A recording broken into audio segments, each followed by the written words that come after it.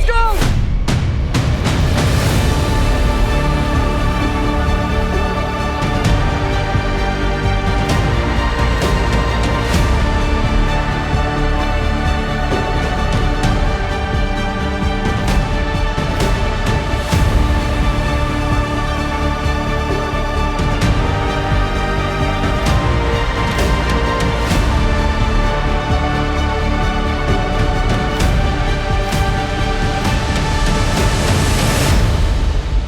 Senior number 2.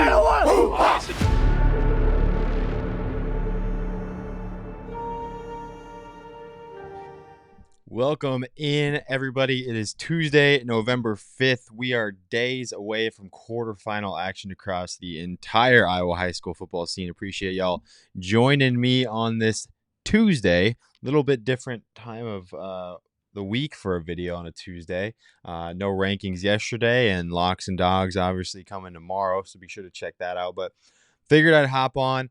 I worked all day yesterday on these little graphics to help us preview these games. This is going to be a ton of fun.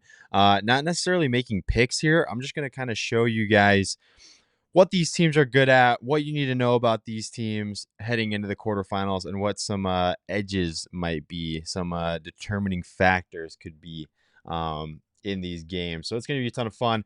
Appreciate y'all for joining as always. Drop a like on this video if you like this type of stuff. Probably going to be looking to do something along these lines for the Dome, obviously, maybe a little bit more in depth. But yeah, drop a like on this video. Hit that little bell on our YouTube page. Wrestling content starting to come out if you can't tell, if you already have your bell hit. So appreciate everyone for following along. We've still got a lot of football stuff to get through, though. Today we got game breakdowns. Tomorrow, obviously, Locks and Dogs. And top 10 players in each class in the quarterfinals is coming to Rockfin tomorrow, as well as our quarterfinal picks. I will make sure that that is formatted better this time for those on Rockfin. As always, drop a like and subscribe. And yeah, let's get right to it. We have a lot of games to talk about, 4 in each class. So I've got 21 games to talk to you guys about, and we are not skipping any of them. Let's get right into it. Oh, here you go. Here's what's coming to Rockfin tomorrow. So it's going to be a ton of fun for our subscribers over there. Appreciate all of them for hanging with us. But let's get right into it. Centennial and Dowling. Now, these two teams have faced, and in fact, I was there. Now, if you guys are curious as to what that game went like and you know how it turned out, that full game is on YouTube. It's kind of funny that game was the one I was at, and now they're facing off again. So that ended up in a 41-35, just absolute instant classic. Centennial got it out of the gates hot. Dowling Catholic clawed back. Backup quarterback came in and helped lead the way after an injury. It was a crazy, crazy game. And as you can see, I mean, the numbers are eerily similar. Really nothing too drastic. I mean, Dowling rushes a little bit more effectively. Centennial will throw it a little bit more. Centennial forces a little bit more turnovers, allows a little fewer points per game. But in terms of what you're going to see for some of these other games, this is very even. And speaking of even, the best running back matchup, in my opinion, across the entire state of Iowa is right here in this game. Braden Jackson having just a phenomenal year for the Jaguars, who come in at 8-2. He is averaging 8 yards per carry in Class 5A in the schedule that he plays, which is incredible. 21 rushing touchdowns, 1,200 yards. Rashad Davis on his end, 6 yards per carry on 1,100 yards, 17 touchdowns. I mean, two guys that just put the team on their backs at sometimes, but they've also got aerial threats to pass it up. So these are two very balanced teams, and I'm expecting an extremely similar game to the one that I saw when I was at Valley Stadium to watch these two face before. Dowling Catholic has won the last 3. Centennial last beat Dowling in 2018. They're going to need to do that in order to get back to the Unidome. We'll move on to the next one in Class 5A. Ankeny and Liberty. What do you know? Another game that I was at, another game with a full game recap on our YouTube. If you want to go check it out, you could probably search it, or you can scroll on our page. I could probably link it in the comments too. Maybe I'll go ahead and do that. Two teams that faced off very recently. It looks like a month ago, on the 11th of October is when these two last matched up. A 28-20 win for Liberty. Another kind of weird one, I guess I should say. Liberty kind of got a lead and just held on for dear life, forced a turnover at the very end. It was a very, very good game. I had a ton of fun there. This one you got a little bit more outliers on the stats sort of thing. Liberty, they can run it, they can pass it, they're very effective through the air. Reese Reddick has had an incredible year. Going to be interesting to see who's up for Mr. IAfootball on this Liberty squad, because there's three guys I could very easily see being thrown up. Not sure if they're going to get three guys as finalists. It's going to be hard to pick between those three, and they all deserve it. And Drapo, Dallas. I mean, you can even do four: Reddick, Drapo, Miller, Sutton, Kohler. They've got four playmakers, and a lot of them play both ways, which is extremely impressive too. Liberty, though, they do allow a little bit more in their points per game. Ankeny a little bit more stingy at 18.9. I think that's still fairly high in the field of Class 5A. I believe these two have the two highest points. I guess Dowling has 19.6, Sepp has 19.7. Everyone else is below that. So these two teams allow a decent amount of points compared to the foes in the quarterfinals, but still 18.9, still very respectful. Liberty forced a little bit more turnovers. And like I said, picking the players to look out for, Liberty, I could have 4 or 5 guys on here. Same with Ankeny. Daniel Larmy's had an incredible year, though. 1,100 yards, rushing yards, 11 touchdowns. Dawson Whittinger on defense, 10.5 TFLs. Sutton Kohler is a star on both sides. A lot of these Liberty guys you will see going both ways, but a lot of familiarity here. These teams are going to have a lot of film on each other. Ankeny just kind of let the turnover bug get them in the fourth quarter of the last game that these two played. 2 turnovers in the fourth quarter, a fumble, and an interception kind of within a minute to go. So these two teams have a split series. Obviously, Liberty won the last one. Ankeny won in 2023. They won that game by 19 points. It is going to be a ton of fun, though. 6-4 Ankeny, 9-1 Liberty. There's your stat breakdown. I will be posting those on social media, so don't worry about screenshotting them if you want to see them later. Let's get to the next one, though. Iowa City West and Southeast Polk. This pod is one that kind of turned upside down. 2 road teams picked up a win in the opening rounds, which then gives Southeast Polk the right to hosting this game. So Southeast Polk at 6-4 gets to host the quarterfinal game. Pretty crazy. But Southeast Polk obviously beating Pleasant Valley. Iowa City West going and beating Bettendorf. Really fun matchup here. As you can see, the stats line up.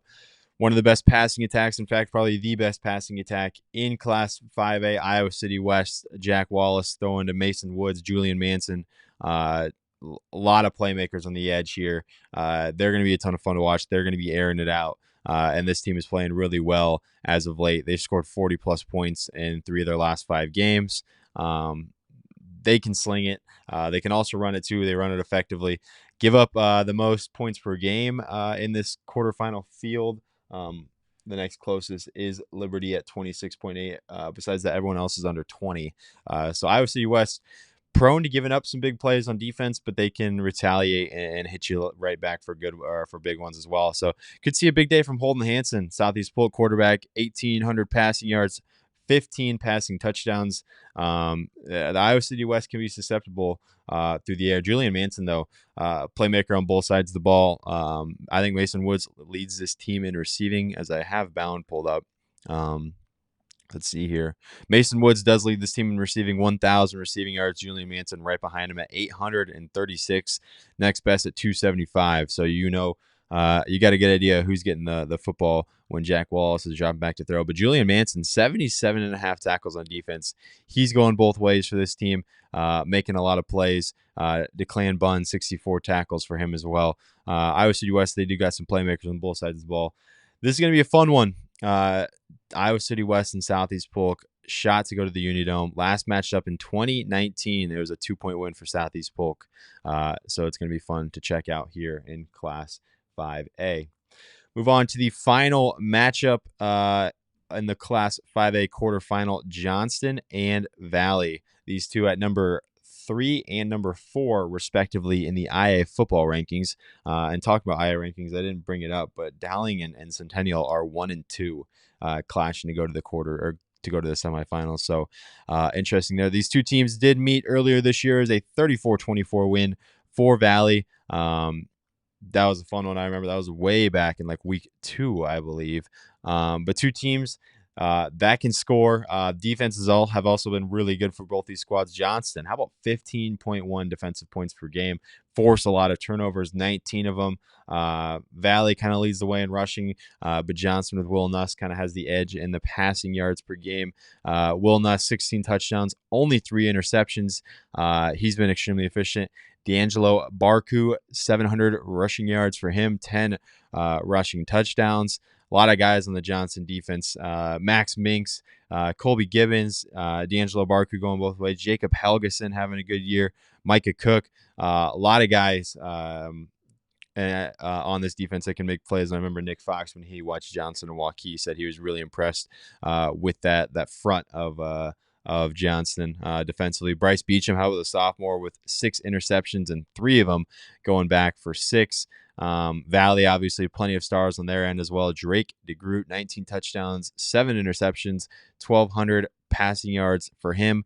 Kind of a multiple backfield here with King Coleman and Darius Mason. Both those guys over 450 plus rushing yards. Kind of a committee back there, but an effective one at that. And then obviously Zay Robinson, 500 receiving yards, 11 touchdowns for him. Jaden Brown, a viable second threat too, 300 receiving yards and 4 for him. And then a lot of guys on the Valley defense as well. Andrew Price, how about 51 tackles, 10.5 for loss, 3.5 sacks. He's been extremely effective. You know what Zay and Jaden McGregory do. A lot of guys on this defense making plays. Jerome Horn contributing. Colin Straker-Sie. I'm probably saying that wrong, so I do apologize. But no, a lot of fun here. Two teams, again, that know a lot about each other. A rematch. This is the one rematch that I was not at. But it's going to be fun. Johnston's playing very, very well as of late. So is Valley. Both teams wanting to punch their ticket into the semifinals. So look out for this one. We'll move on to Class 4A, where we got 4 more games to preview here. Pella and Gilbert, another rematch. These two actually just faced 3 weeks ago. Pella won this one 14 to, Gilbert won this one, 14-7. I was reading bound incorrectly. Some massive outliers on this stat sheet here. Gilbert, 347 rushing yards per game and 15 passing yards per game. That's pretty impressive in the Class 4A scene, considering they're 9-1 and one of the top threats to take home a state title. Both defenses very respectful at 15.8 and 17.2 points per game. Both teams forced 17 turnovers throughout the year. And then you can see the guys I kind of picked for the players to look out for. Colin Current, a do-it-all quarterback, 2,100 total yards, 26 total touchdowns. Will Hawthorne on the Gilbert end, one of the better running backs, if not the best running back in the entire state of Iowa this year. 2,100, I should say rushing yards, not passing yards. I do apologize. 27 touchdowns. Blake Bell on the defense, 49 tackles and 7.5 for loss. And then Nate Warner has been a dude on the Pella defense, 77.5 tackles for him. A lot of guys in the Pella offense to also look out for. They've kind of got multiple threats. I kind of had a tough time picking one myself. Emmanuel Deers has been extremely efficient, 858 rushing yards for him. He also adds 391 receiving yards. Tyson Barnes has been really effective through the air. Harrison Mullins. Pella's got some massive deep threats that they like to utilize, and then Deers is kind of the game breaker in the backfield. Current will run the football. He'll throw it. A lot of ways that he can beat you. But with Gilbert, I mean, it's a lot of Will Hawthorne. They do have other guys that have contributed this year with touchdowns, and Ethan Rash. He's been good under center, but he only has 133 yards passing on the year. He will run the football, 340 of those, but it's a lot of Will Hawthorne. If you can stop him, that's a good recipe for success. But the thing is, it is really hard to stop him. in that game against Pella when they won 14-7. He did have 156 yards, no touchdowns. Ethan Rash had a big day, 90 rushing yards and 1 touchdown. So they might need other guys to help contribute. Ethan Rash also threw a touchdown on that one. So they're going to have some stuff schemed up for when they need to throw the football. But Gilbert, for the most part this year, really hasn't. The run game has been that effective, and it's been exciting to watch. So another rematch here in the opener for Class 4A that we'll talk about, Gilbert and Pella. North Scott and Decorah, 10-0 Decorah, 8-2 North Scott. This one's going to be a ton of fun. Two teams that I believe have not faced. No, they have not faced yet this year. Two teams I've been a fan of. Decorah barely skimming by a really good Newton team. I saw the video of the 2-point play on social media. That was crazy. Decorah 10-0. Obviously, they're going to run the football. North Scott a little bit more balanced. They'll do it both ways. Both defenses have been really strong, especially as of late. Neither team has allowed 20-plus points in their last 4 games, and most of the time it's single digits. So both defenses kind of given their trademark. 11.4 and 11.9 points per game. That's going to do the job a lot of the time. But how about Chase Smith for North Scott? Quarterback that probably doesn't get talked about enough. 67% completion percentage, 1,900 passing yards, 25 touchdowns, and only 2 picks. He has been extremely effective. He's also got 3 rushing touchdowns. And he's got some really viable threats on the edge that help him out too. Carson Lage, 700 receiving yards, 12 touchdowns, and Cash Bowie, 850 receiving yards and 12 touchdowns for him. Really have the potential to beat you in multiple ways. 5.4 yards per carry on 1,300 rushing yards for the Lancers as well. So they can hurt you on the ground too. For Decorah, they got a balanced attack as much as North Scott does. Maybe not quite through the air. Luis Buxa has been extremely efficient. 1,200 passing yards, 14 touchdowns, only 3 picks. Definitely more of a running team though. 1,900 rushing yards for Decorah this season. That's going to put them a little bit ahead of North Scott in that efficiency. A lot of guys on the receiving edge. So yeah, two teams. Let's see. They have not faced. They faced last year in 2023. North Scott won that 135-7. Only 2 matchups on our dome sheet. Decorah won the other one in 2021, 14-10. Expecting a low-scoring one here. I think these two defenses are legit. Obviously, Decorah forcing 23 turnovers as well. I think that's something to look out for. But yeah, this is going to be a fun one. I expect a little bit more low scoring in that Class 4A one as well as the Pella Gilbert. I feel like that's going to be kind of a trend here as we continue on. Move on to ADM and Lewis Central. I'm talking a lot. I don't want to get chappy. But Lewis Central and ADM, another rematch here. This rematch was way back long time ago in week 4 where Lewis Central won that one 27-30. Really good back and forth game. I remember that one. The score kind of shocked me, and it told me at that time that ADM was more of a contender than we might have thought. And here they are in the quarterfinals, and that game has proven to do waves for ADM down the stretch. Coming off a win against Spencer last week, Lewis Central coming off a win against Ballard last week. Obviously, ADM going to rush the ball a little bit more. Hudson Scholl at quarterback. 1,200 passing yards, 1,000 rushing yards. He's got a lot of the team's total touchdowns. Really fun to watch. I got to see him against North Polk. And then with Lewis Central, it's Brady Hetzel. If you've been following Class 4A football, you probably know Brady Hetzel's name. 56.9% completion percentage, 2,100 passing yards, 23 touchdowns, only 5 interceptions. This team will air it out. Also effective through the ground, 153 yards on the ground is extremely respectable and probably a number you aim for each week. ADM just a little bit more efficient in that term. So definitely some contrasting styles here. But with these two teams already seeing each other, they're going to have a lot of tape on each other. Lewis Central defense, probably a little bit of an edge here. Braxton Blankard leading the way, 55 tackles, 17 of those for loss. I know there's a bunch of guys on this Lewis Central defense that just make waves. Joseph Mungie, 31.5 tackles, 16.5 for a loss. He's got 7 sacks. A lot of TFLs on this team.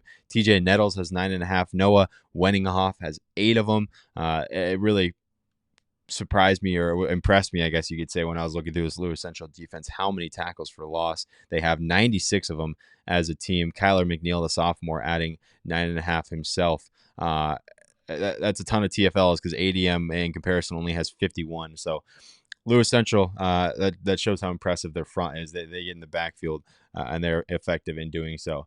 So yeah, I can see this one being a little more low scoring. I think ADM is extremely efficient on the ground. I think they'll kind of get their way in that terms. But with Lewis Central's tough front, that could cause some trouble. Lewis Central, though, they can air it out and they can beat you in multiple ways. This was 30-27 last time. I could kind of see that being a similar score here, a little bit more high scoring. It's definitely going to be a ton of fun. Moving on to the final 4A game, North Polk and Xavier. 2 teams not familiar with each other this year. North Polk, the number 1 team in the IAfootball poll. I believe they finished there in the RPI as well. Coming off some really good wins, 36-6 over Fort Dodge, 27-14 over ADM. Xavier coming off a nice win over Norwalk in the opening round. They've been strong in the last month, just a loss to Clear Creek and Mana in that time. But here you go, 7-3 Xavier versus 10-0 North Polk. Chance to go to the Unidome. North Polk, I mean, the guy to know is Nathan Feldman and BJ Tate. This rushing game for North Polk is elite. There's no doubt about that. Feldman at quarterback, he'll throw it when he needs to, but man, he's good with his legs. He's over 1,400 rushing yards, and they got another guy, like I said, in BJ Tate. He's got over 1,000 as well. Both those guys have at least 15 rushing touchdowns, but Feldman, when he throws it, I mean, he's completing at a 64% clip. He's got 8 passing touchdowns, a rating of 142. So they don't use him a ton, but when they need to, he's extremely effective, and you 100% cannot totally rule out him throwing the football at all times, because he'll do that. For Xavier, a little bit more effective passing the football. Effective running the ball as well at 181.9 per game. Just North Polk kind of makes that number look small, but it really isn't. Xavier averaging 5.5 yards per carry through 1,800 rushing yards. Carter Hoffman adding 1,200 rushing yards himself. He's going to get a bulk of the carries. Cash Parks has been playing well. He's about to hit 1,000 passing yards and 11 passing touchdowns. He's been good. The Xavier defense has been really good, especially against last week against a really good Norwalk team. They got a lot of contributors on that defensive edge. North Polk with a little bit of the edge in the turnover battle, but I think this is going to be a sneaky good game here. Probably of all the 4, obviously a lot of these quarterfinals having familiarity and rematches, that not being one of them. But North Polk and Xavier, that's going to be a fun one. 2 teams ranked inside the IAfootball poll, and both teams looking to get back to Cedar Falls. So we'll move on to Class 3A as we start with Mount Vernon and Algona. Mount Vernon just kind of putting the hurting on Carroll last week. They look good, 42-6. Mount Vernon, I mean, their last month plus of games have been a lot of blowouts. The most points they've allowed was 21, and they won the game by 21 points. They scored 40-plus points in each of their last 5 weeks, and that's just what I'm seeing on Bound. That number could extend well past that. Algona has looked good in their last month as well, just the 1-point loss to Humboldt. That is where they lost their quarterback, and Alex Mansky. But what a story for Algona. I wanted to get a post up about this. I probably will at some point. How about Nathan Mansky stepping up, the sophomore quarterback? Man, his numbers look really good through the few weeks that he's played. 69% completion percentage, 600-plus passing yards, 8 touchdowns, no interceptions. A 209.9 rating. I mean, Alex had 18 touchdowns and no interceptions, and now you're getting Nathan, another Mansky, with 8 touchdowns and no interceptions. So he stepped up well. Obviously, a huge loss for Alex. Hoping he recovers quickly. No one likes seeing that. But man, Nathan stepping up in a big way, and he's looking to do so against what has been an incredible team in Mount Vernon. again, kind of a even matchup as you look at our little graphic here, you could say. Kellen Haverback, he's been effective as well. 1,800 passing yards. He's effective running the ball as well. Only 130 rush yards, but he's got 10 rushing touchdowns. He's over 30 total touchdowns. Cooper Hurd adding 13 rushing touchdowns as well. You also have Jace Jaspers, who's kind of like a do-it-all guy, 800 receiving yards. He can run the football as well. He'll make plays on defense, 34.5 tackles for him. But, man, this front for Mount Vernon is something special. How about 115 tackles for loss this season? There are multiple guys with 20 of them. Nova Lane, 20.5. Kale Riniker, 23.5. Jackson Anderson, 10.5. Ethan Wood, 13.5. I mean, this Mount Vernon defense goes and gets after it. And when you compare it to Algona, they've got 60 TFLs, and that's an extremely respectable number. Mount Vernon's front is probably the best in the entire state at this point. Those guys go and get after it, and this defense has been reaping the benefits. I mean, they've been going after and getting the quarterback. They've only allowed single digits in 3 of the last 5 weeks. So this defense is the opportunity to go and shut teams out, and they're going to be looking to go and do that against Algona. It's going to be a ton of fun. These are 2 teams playing really well and 2 really physical football teams. I don't like seeing any of these teams end up short of the dome, but I could see this one being a very low-scoring game just based on how these defenses have been playing as of late. Solon and Humboldt. Another one that I could see being very low-scoring here. Just got a chance to see Humboldt last week. Won that game 13-10. Solon coming off a 34-27 win over Benton, where they kind of avenged a loss. Solon playing well at this point. Look out. Nothing new with that, though. They've been used to playing well at this time, but they got a new challenge. And Humboldt and 9-1, the 9-1 Wildcats. Obviously, Humboldt a little bit more effective passing. Solon a little bit more effective rushing with Eddie Johnson. He's kind of the guy to look out for. 1,100 rushing yards, 21 touchdowns for him. Maddox Kelly's the guy I chose on defense. 47 tackles, 4 interceptions. He's kind of like a do-it-all guy. He blocked a field goal last year. And then for Humboldt, they've got a lot of guys that can beat you as well. Cohen Matson at quarterback, 1,900 passing yards, 21 touchdowns. Landon Halverson leading the way with 61.5 tackles and 10 TFLs on defense. 2 defenses that don't give you much at all. I know Solon's coming off a 34-point win, but I can see this being low scoring just based on how these teams play, and especially how Humboldt plays. They like to control the line of scrimmage. They like to handle it up front. I mean, Humboldt hasn't allowed 20-plus points since October 11th against Algona. Besides that, they've been extremely efficient, holding Clear Lake to 13-10, and then Webster City to 14. So this Humboldt defense is legit, and they forced turnovers as well. So I'm going to see this as a little bit more of a low-scoring game here in Class 3A in that quarterfinal. Wahlert and Independence facing off at Wahlert Catholic. Indy coming off a huge win over Williamsburg, where they scored 21 points in the fourth quarter. Wahlert Catholic took care of Assumption. These 2 teams faced this year. Wahlert won this one 17-10 way back on October 4th. But as you can see, pretty contrasting styles here. Wahlert Catholic, they're going to run the football 259 rushing yards per game. Indy at 165.8 is still effective. Just the 259 kind of makes it look small. 211 passing for Independence. If you've been following 3A football, you know EJ Miller, Brady Kurt are 2 of the best quarterback wide receiver tandems in the class, if not the state. The defense, Wahlert, just stifling. Is Wahlert Catholic. The only time they've allowed double digits in the last 5 weeks was to Independence and to West Delaware, and that was only 10 and 14 points each. Besides that, they're allowed in single digits. They're pitching shutouts. They force turnovers. Both do at a pretty equal rate. But I put Brady Kurt as my guy to watch here. 1,000 receiving yards, 10 touchdowns for him. Tate Wood, how about 110 tackles, 10.5 for loss. He's looking to lead the way on that defense. How about Michael Borman? Leads the way in tackles. I believe TFLs too for this Wahlert Catholic team, and he also leads the way in rushing yards. So he's going to go both ways.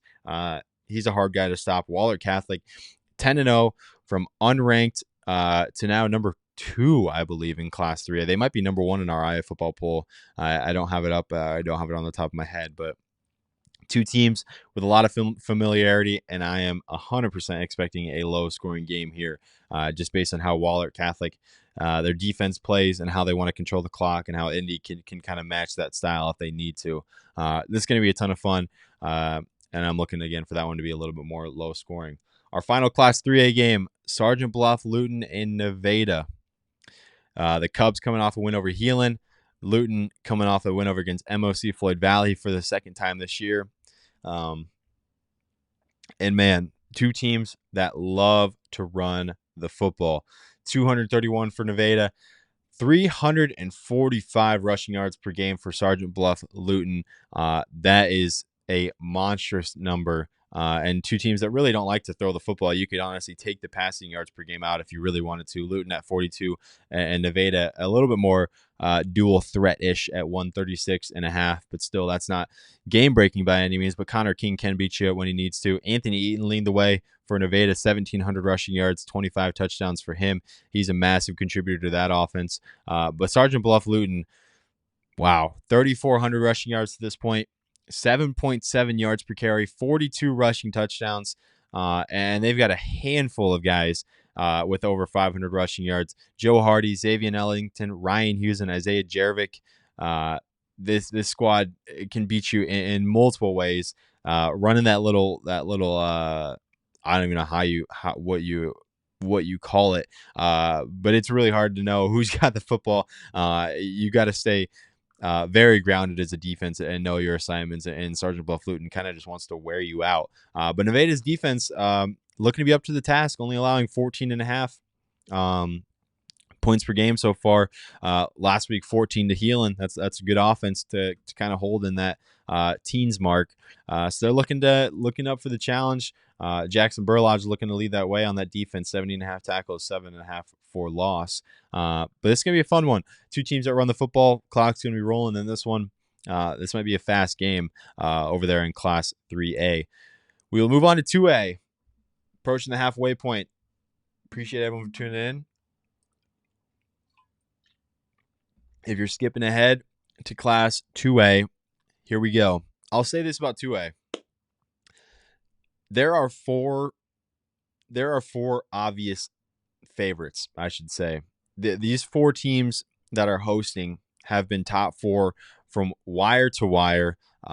Most of them undefeated. Spirit Lake only lost to Algona, Van Meter to Humboldt. But these top 4 teams hosting, I'm going to say are pretty obvious favorites to this point, not because their opponent is lesser, but just because of how dominant these top 4 teams have been. I mean, they like I said, they've been wire to wire top 4 teams. So it's going to be interesting to see how this week plays out in Class 2A, starting with PCM and Mid-Prairie. As you can see, rushing yards per game, PCM dominates, but I think what's a underrated factor is PCM throws the football extremely well as well. Do got to apologize, Mr. Van Gorp. You should have been on that graphic that I posted yesterday. 27 touchdowns, only 1 interception. I don't know. I must have just skimmed right past your name and not written anything down. I do apologize. 75% completion percentage as well, which is almost more impressive. And then Adrian Robbins rushing the football, 1,800 rushing yards for him, 21 rushing touchdowns, averaging nearly 10 yards per carry. This team has the ability to beat you both ways. I feel like when you think of PCM, you think of running the football, but man, they can throw it as well. The defense has been extremely solid. 20 turnovers, 8.2 yards or points per game. A lot of shutouts, a lot of single digit wins for this defense. Coming off a win against Greene County last week, 48-6. How about Mid-Prairie though? Kind of a sneaky team. District champion, and they've taken care of business in the postseason. They beat Mupo last week 35-14. This is a team that's on a hefty winning streak. I mean, they won their last 5 from what I'm seeing on Bound. 7-3. Hudson Aaron Felt leading the way, rushing the football for the Golden Hawks. Brady Weber can throw it as well. 1,600 passing yards, 11 passing touchdowns for him. He takes care of the football.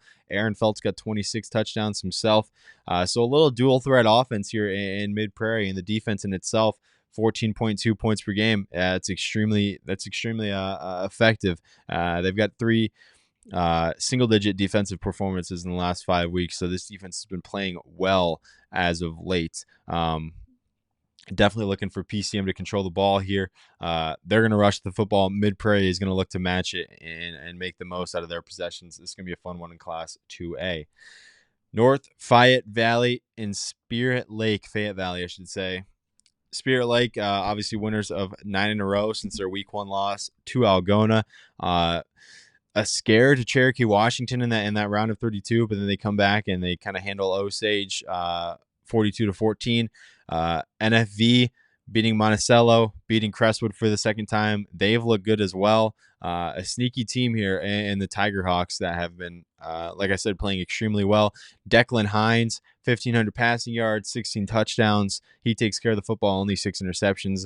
Lincoln Eichelman, 973 rushing yards, 17 rushing touchdowns for him. And as you can see, NFV matches very evenly with Spirit Lake in this little graphic. I know this doesn't say everything, but they match up well. They have more rushing yards per game. They can throw it at 152 yards per game. The defense is right there. Turnovers a little bit going Spirit Lake's way, but Spirit Lake's offense has been money this year. Caden Lunt, 1,900 passing yards, 30 touchdowns. He's one of the few guys to hit 30 passing touchdowns so far this year. Got a few guys on offense, and Bodie Higgins and William Ditzworth that rushed the football well. And then at receiver, it's a lot of Dylan Stecker. He's been money this year. 10 or 12 receiving touchdowns for him. His brother Ethan Stecker, 452, 9 receiving touchdowns for him as well. So 21 of the 30 receiving touchdowns going to a Stecker in Spirit Lake. Going to be hard to hold those guys down the whole night. Spirit Lake's defense has also been playing extremely well to this point. So it's going to be a fun one. Spirit Lake, NFV, two teams that match up pretty well here, as you can see on our little graphic. Anamosa and Van Meter. Anamosa sneakily having a very good year. They're coming off a win against West Burlington. 40-plus points in each of their last 5 games. The offense has been humming. Vince Deers throwing it. Austin Scranton running it. Nate Fisher catching it. They kind of got a 3-headed monster there. Austin Scranton leading the way in tackles as well. Aiden Antonelli, 13.5 sacks. He's up there in the state lead. And then Van Meter, really nothing that stands out statistically. They just go out there and they win. And the defense at 5.5 points per game is crazy. Their last 5 games, they've allowed 0, 10, 7, 0, and 3 points. I mean, this defense goes out and just shuts you down. Statistically, though, nothing like wild. They've got 71 TFLs on the team. They just play so well as a team. Cole Moore with 23 TFLs. I mean, that's up there in terms of the state lead. But offensively, it's very much a committee-based offense. They're looking to beat you in multiple different ways. They average 6.5 yards per carry as a team. Haley doesn't really turn it over. 14 touchdowns, 4 interceptions. He's got a rating near 200. They just kind of look to slowly put you to death, and that's what Van Meter wants to do. And this week against Anamosa, their goal is no different. This can be a fun one, Anamosa and Van Meter. We'll see if Anamosa's run game and pass game can keep up with Van Meter's stingy defense. Kemper and West Lyon. Now this is the one quarterfinal game where it's 2 top 5 teams. Kemper at number 5, West Lyon at number 2. Kemper coming off a win against CLGLR. West Lyon has just been humming as of late as well. They just beat Western Christian 42-7. This team scored 40-plus points in the last 5 games. They've yet to allow double-digit points in the last month plus. But here you go. You got an offense rolling in Kemper Catholic that can throw the football. Brock Bading, one of, if not the best Class 2A quarterback. There is extremely efficient. Is Bading 2,000 passing yards, 19 touchdowns, only 6 interceptions. He'll spread it around. You got a running back in Jaron Hoffman with over 1,200 rushing yards, 15 rushing touchdowns. A lot of ways for this Kemper Catholic offense to beat you. And their offense is going to be put to the test with West Lyon. 4 points per game. I believe that's leading of every single quarterfinal team across all classes. 4 points per game is the lowest. Extremely physical. I got a chance to see them. I was very impressed with their front. Their offense is definitely a committee offense. They're not going to blow you away by any means, but they really don't need to, just because of how they play football. It's very complementary football, and similar to Van Meter. It's just kind of like a lull you to sleep type of thing, and then boom, they break something off. Bryson Childress at quarterback, only 2 interceptions for him, 16 passing touchdowns. The offense averages 6.4 yards per carry through these 2,100 rushing yards. Evan Hildring, the big guy to know, he's got 12 rushing touchdowns himself. But yeah, definitely just West Lyon, it's a total team effort, and that's what makes West Lyon fun to watch and fun to follow. Is it's every single guy on that field contributing. But they've got a tough task with Kemper Catholic coming up here, 10-0 versus 9-1. That wraps up our Class 2A quarterfinal breakdown. A lot of good games there. We will move on to Class 1A though, as I get another drink. Starting with Dike, New Hartford in South Hardin. 2 teams with only 1 blemish on their schedule, and both teams 1 loss, coming to none other than Grundy Center. South Hardin coming off a win against Emmitsburg. Dike New Hartford coming off against a win against South Hamilton. Dike has just been on a roll ever since that loss to Grundy Center. Nothing particularly close. South Hardin is going to roll in with a really effective offense in its own right. Peyton Welch, one of the better quarterbacks in the class, he's going to roll into town with his 20 passing touchdowns. Jackson Drury, 20 rushing touchdowns. Pretty rare where you see that. I did get this incorrect. Peyton Welch does not have 40 touchdowns. I mistyped that. That is my fault. That should say 20 passing touchdowns. So my apologies there. I think I got 8 and 9 mixed up on the bound book. But Peyton Welch is number 9 at quarterback, and Jackson Drury number 8 at running back. That's definitely what I did. I was just going too fast, and I got those mixed up. But those are their numbers combined. So that says something in itself. Kind of a 2-headed monster there with Welch throwing it, Drury running it. Sam Benson is Welch's favorite target, 800 receiving yards, 9 receiving touchdowns for him. The defense in itself, 11.8 points per game. That's extremely effective.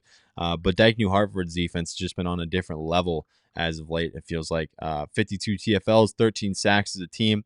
They're allowed in single digits week in and week out. Carson Costello, one of those guys that's a huge factor. He's got 7 interceptions himself. He'll contribute on offense as well. A lot of the offense, though, runs through Noah Borcherding, 1,300 rushing yards, 23 rushing touchdowns, 9.3 yards per pop here. Dike New Hartford, I'd say definitely the favorite in this one, but South Hardin has been proving a worthy team as of late, and this one's going to be a ton of fun to follow. Moving on, Sumner Fredericksburg and Grundy Center. Grundy Center carrying, obviously, the long winning streak. They have just been on a tear as of late, rarely allowing double-digit points and scoring 35-plus in each of their last 5 games. The offense is humming. The defense is humming. The whole team is. With Sumner Fredericksburg coming off 2 straight shutout wins, 12-0 over Beckman Catholic, 14-0 over Manson Northwest Webster. They carry a defense that allows only 14.8 points per game. Grundy Center at 6.9. The offensive numbers, obviously Sumner's going to run it a little more. Grundy Center has a little bit more of a potent passing attack. Sumner Fredericksburg, Tatum Nuss throwing it. Noah Henderson, he's got 11 rushing touchdowns. Tatum Nuss can run it as well. And the defense carrying their 47 TFLs. We'll see how that compares to Grundy Center, who has 42. So pretty comparable there. Grundy Center, just the offense has been so efficient. Judd Jarosky, 1,700 passing yards, 20 passing touchdowns, only 1 interception. He's completing at a 73% clip. The offense is running at 5.3 yards per carry through these 1,500 rushing yards. Kind of a handful of guys that'll get carries, and Brody Zinkila, Pete Lebo, and Judd Jarosky. So kind of a committee there, but an effective one at that. 29 rushing touchdowns for this team. And then Tiernan Vokes, one of the better receivers in the entire class, 800 receiving yards, 14 receiving touchdowns. 14 of the 22 touchdowns through the air is going to number 18 in Grundy Center. And Tiernan Vokes, he's having a massive year. No surprises there, though. But yeah, I mean, Sumner Fredericksburg, no doubt, just trying to crash the party here and take down a massive contender in Grundy Center. But I mean, that's simply the story here. No other way to go about it. Sumner Fredericksburg looking to see if the slipper fits. We'll move on to Underwood and Hinton. Man, how about Underwood? Considering the kind of start they've got off to, losing a lot of close games, here they are winning 4 of their last 5, actually 4 straight, I should say, over Missouri Valley, Red Oak, Ridgeview, and then got revenge over Trainer by 1 point, a massive win for them, and then Hinton beating OABCIG for the second time. That's not something that's easy to do. So these two teams, both carrying winning streaks and playing very well as of late. Gabe Anderson for Hinton, the do-it-all guy.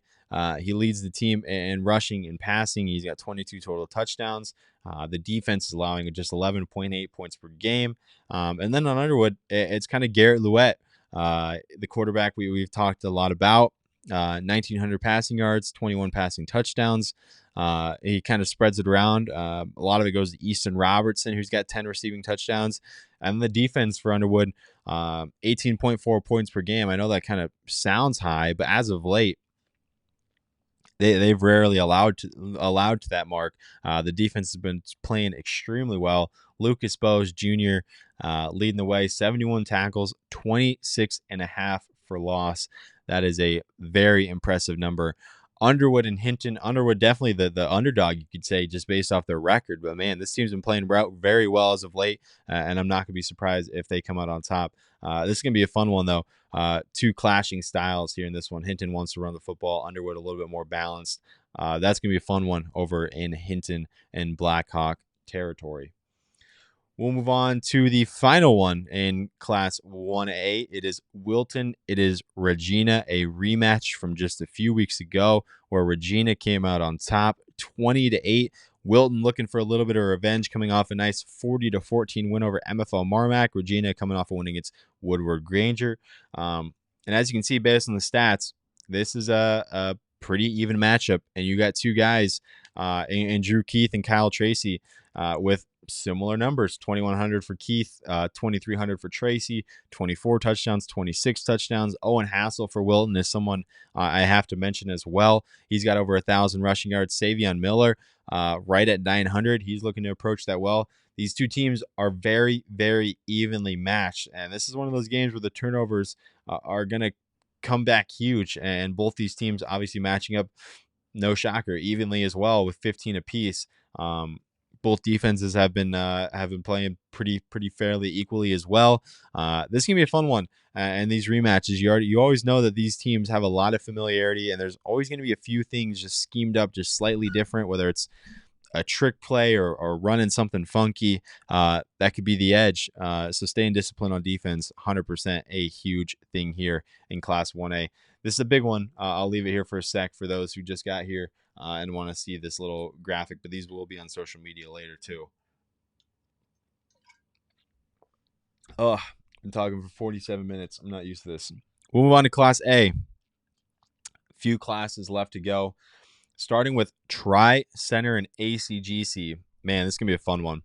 ACGC really wants to run the football, 382 yards per game, and Tri-Center, one of the better dual threat offenses in the entire class, averaging 200 rushing yards per game, over 200 passing yards per game. Really a big three for Tri-Center. AJ Harder at quarterback, Carter Coons at running back, and then Cale Witt at receiver. Both those guys leading the way in their respective categories. And for ACGC, it is a committee in this backfield. It is multiple guys that they want to beat you, and they have been very successful at this point. 8.4 yards per carry as a team. Joe Crawford, Jathan South, and Mike Fuller, number 2, 3, and 4. They're not going to be hard to miss. Both have over 800 yards rushing. South has 21 rushing touchdowns, Fuller 13, Joe Crawford 7. It is a committee, and it is an effective one at that point. Jathan South can throw it when he needs to. 63% completion percentage, obviously only 499 passing yards for him, but he can when he needs to, and you know they got some stuff schemed up to go that way. ACGC defense has been lights out. 79.5 TFLs. Tri-Centers, though, just as effective, allowing fewer points per game. A lot of guys contributing here on this defensive end. Bretton Kramer, 57 tackles. Jaden Johnson, 38 tackles.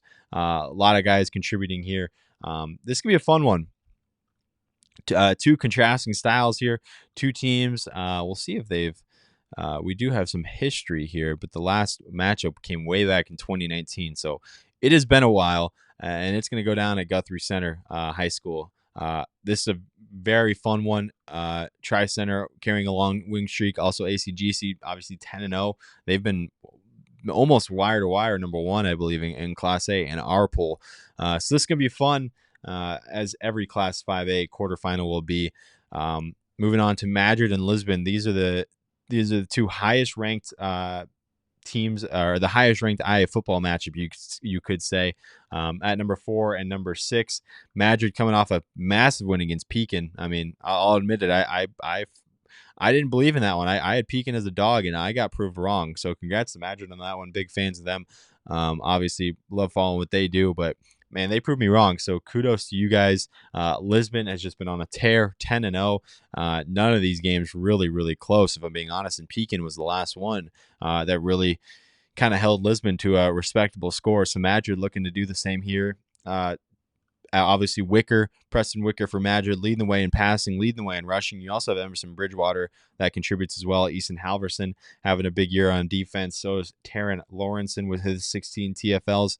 And for Lisbon, it's Dakota Clark at quarterback, Tiernan Boots, kind of a two-headed monster there, and then Jacob Wallerius. Massive year, 86.5 tackles, 13 for loss. Both defenses allow single-digit points per game. I'm not sure if that's the only matchup that we have, but it's got to be one of them. So two teams don't necessarily throw the football a ton, two teams that run the football a lot, two defenses that don't allow double digits very often. I'm expecting a low-scoring game here, somewhere around like the 14-20 range, something like that. But this is going to be a fun one at Lisbon. Not going to be surprised either way this one goes. This is a colossal matchup to get to the Unidome. Maquoketa Valley and St Ansgar squaring off in St Ansgar. As I get my bound pull up here, I accidentally clicked on the wrong game. Maquoketa Valley coming off a win against Nashua Plainfield. St Ansgar coming off a win against Wapsie Valley. Yet again, two defenses that allow single-digit points per game. Not quite the Madrid and Lisbon style where both teams only want to run the football. This one we're seeing a little bit more effectiveness passing the ball, as you can see. Brady Wall, junior quarterback from Maquoketa Valley, he can sling at Rogan height for the Wildcats, rushing it effectively as well. 1,400 for him, 24 touchdowns. Nathan Beats, 70.5 tackles, 28.5 for loss. He is one of the key leaders on this defense. And then for St. Ansgar, Jay Schweisau, we've talked about him before. Corbin Michaels rushing the football. He's got over 1,015 touchdowns. Dylan Brum, one of the guys leading the way. He's got 6 interceptions.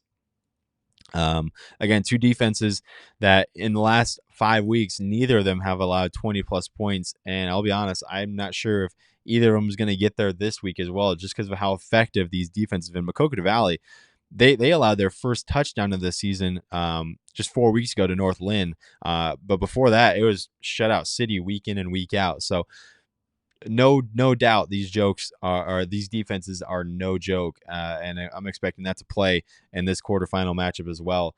This can be a fun one, though. Maquoketa Valley, St. Ansgar, winner off to the Unidome. The final Class A quarterfinal breakdown we have right here is a rematch from the state title last year. Woodbury Central, West Hancock. They met for it all last year. This year, they're meeting to get to the Unidome. Woodbury Central, 2 losses, but they've been playing well as of late. They just got revenge, they avenged one of their losses in Galen Catholic. They won that game last week, 21-19.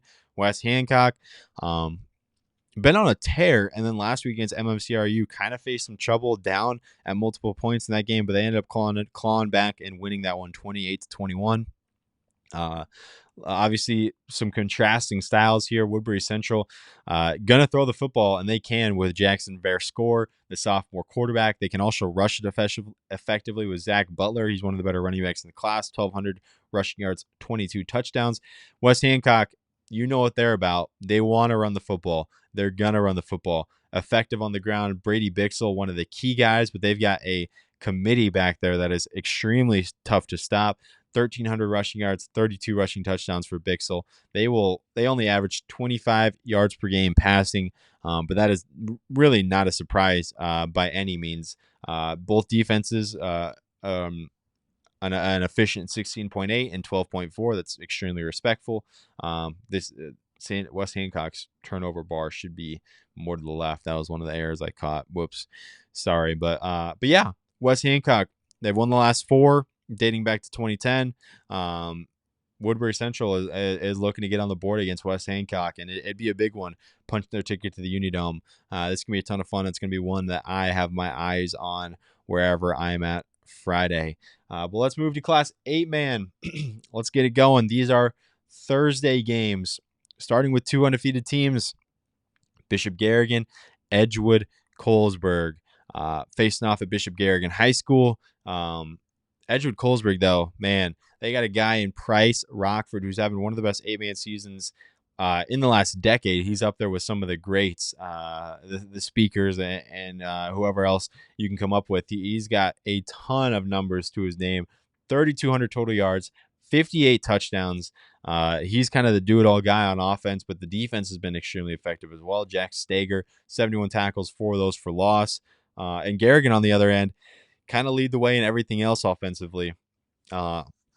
Returning quarterback Tate Forch, he's a junior now. Trayton Sink, another junior, approaching 1,000 yards rushing. As you can see, 22 touchdowns for him.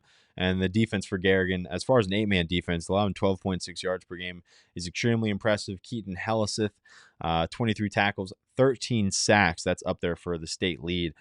He's been a monster right there. 2 teams, 10-0. Something's got to give here in this Class 8-man quarterfinal. Move on to the next one. Gladbrook Rhinebeck and Don Bosco, a rematch. 2 teams very familiar with each other. I mean, the original match was way back in week 1, where Don Bosco won 33-26. Gladbrook Rhinebeck won it last year, 34-21. 2 teams very familiar. 2 teams that have basically been on tears ever since then. The Rebels coming off a win over Iowa Valley last week. Don Bosco coming off a win against Waco. And a little bit of a contrasting style here. I got the little color bar here. Don Bosco's rushing yards per game should be flipped way over to the left, and the passing yards should be more to the right. An error I caught right there. Whoops, my bad. But Don Bosco, 289 rushing yards per game. That is way up there. It's a committee. It's not necessarily just one guy. The team averages 8.9 yards per carry. A lot of Kyler Knack, who's approaching 1,000 yards. A lot of Ty Christensen, who's right around 800, and then a bunch of guys around the 300 mark that they throw in and get carries, just to kind of catch you off guard. Knack with 41 total touchdowns. He's got 800 through the air as well, so he can beat you both ways. Only 1 interception on the year. He takes care of the football. How about Kaiser Bovey? 12.5 sacks, 27 TFLs. His Don Bosco defense averaging or allowing just single digits points per game, which is very impressive for an 8-man game.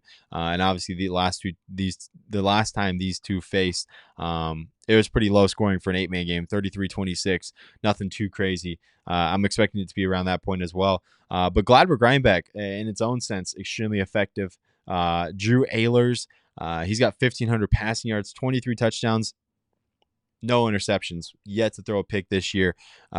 He's also got 22 rushing touchdowns, so 2 quarterbacks that can do it all. 2 quarterbacks with really solid teams around him as well. Hudson Clark, 800 receiving yards, 13 touchdowns for him. Drew Ehlers, also on defense, 103 tackles, 13 for loss, 6 sacks. So a lot of guys set to make plays in this one. This is going to be a fun one. I'm expecting a close one. Yeah, that's going to be a fun one over in Gilbertville. Moving on to our next one, Audubon and Remsen, 2 undefeated teams here, both 10-0. Audubon coming off a win against Woodbine. Remsen has a similar win over Woodbine. Remsen beat Woodbine 46-30. Audubon beat Woodbine 42-18 if you're into a common opponent type of thing. I'm not too in-depth into that, but definitely something to look out for. Excuse me, sorry. Both teams not really too effective in passing. 111 for Remsen and Landon Walschmidt. Audubon really wanted to run the football. Aaron Olson, Carson Wessel, a bunch of guys looking to contribute in that type of the game. Aaron Olson also on defense, 8 interceptions. Remsen St. Mary's has a guy with 8 picks, and Keaton Harpinaugh. But yeah, this is gonna be a fun one. Two teams with some history to themselves. Remsen won the last one 76-0, but besides that, these two have faced off in some big moments. A little bit of an even series here. Audubon won in 2019. That was at the Unidome, I do believe. Remsen won the next year, which I believe that was at the Unidome as well, or either in the quarterfinals. But these two have a lot of history in terms of facing to get to the Dome, in the playoffs, in the semis, in the finals. These two programs have had a lot of big games together, and this is another one. Landon Walschmidt for Remsen St. Mary's looking to lead the way. He's got 40 total touchdowns. He'll run the football. He'll pass the football. He can beat you in multiple ways. This is going to be a fun one over in Remsen at the high school. But yeah, moving on to our final 8-man game. We've made it. It's been an hour. Holy cow, I've talked a lot. Lennox and Montezuma, though. And Lennox and Montezuma fans, you might see me here on Thursday night. I do want to hit an 8-man game, and it turns out that this is the closest one to me. So I know some Lennox fans have been on me about going to a Lennox game. Your wish might be granted this Thursday. So excited to check out some 8-man football. Lennox just been on a tear, 10-0, nothing really close, to be honest. Montezuma, I believe this team lost in week 1 to Southeast Warren. Actually, I'm going to check that quick. That's coming off the top of my head. Yes, lost in week 1 to Southeast Warren. Since then, 10 in a row, a couple close games in the playoffs, 7-point win over Winfield Mount Union, 4-point win over Bedford, and Lennox kind of has a beating over Bedford. So if you're into common opponents, there's something. In Southeast Warren, they beat 55-8. Montezuma obviously lost to Southeast Warren. So if you're into common opponents and that type of thing, take that as you wish. But Montezuma's got some players. Brady Bolton, 2,300 total yards, 24 total touchdowns. Brooks Stockman, 79 tackles, 9.5 for loss. Montezuma kind of leading the way in the offensive yards per game in terms of rushing and passing. They've got the edge over Lennox, but Lennox just so effective on the defensive end. 9.8 points per game is a very low mark in Class 8-man. Gabe Funk on the offensive end, 2,100 total yards, 39 total touchdowns. Chase England, 45 tackles, 18.5 for loss. They've got multiple guys on this defense that contribute in a big way. Owen Grundman with 10.5 TFLs, Jack Reed with 7.5 TFLs. A lot of guys contributing. Brody Brokaw, 53 tackles, 11.5 for loss. A lot of ways for these guys to contribute. Laramie Stokes, 4 interceptions. Gabe Funk, 4 interceptions. So a lot of playmakers on both ends for Lennox and Montezuma. This is going to be a fun one. And yeah, you might see me here. I'm still not sure, but we will see. But yeah, that wraps up all of our quarterfinal game-by-game productions. I am sick of talking. You're probably sick of hearing me. I will see you guys tomorrow for Locks and Dogs. Don't miss it. A lot of fun stuff coming. Appreciate y'all for tuning in.